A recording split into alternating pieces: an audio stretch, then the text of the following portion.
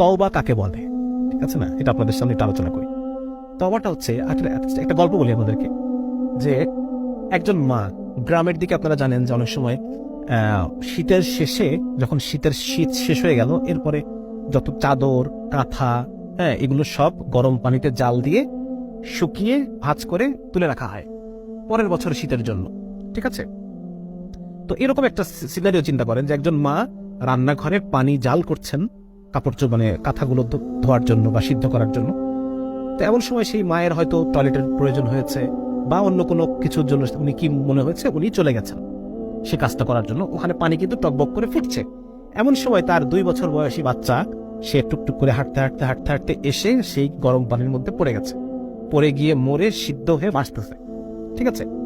এখন ওই মা রান্নাঘরে প্রথম পা দিয়ে চুলার দিকে, মানে ওই পাতিলের গরম পানির যে পাতিল, সেই ডেকচি, সেদিকে তাকিয়ে এই মায়ের প্রথম ফিলিংসটা কি হবে?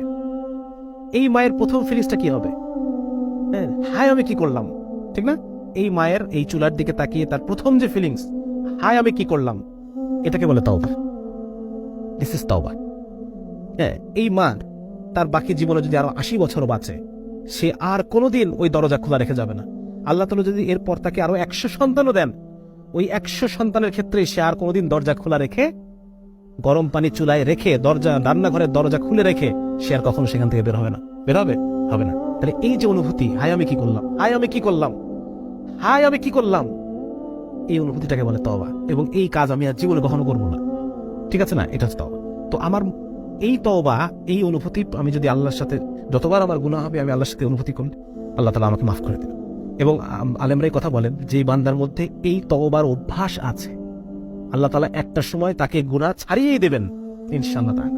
আল্লাহ তাআলা আমাকে ছাড়ার পরিবেশ তৈরি করে দেবেন, ছাড়ার পরিবেশ তৈরি করে দেবেন, আমার জন্য গুনাহ করাকে কঠিন করে দেবেন।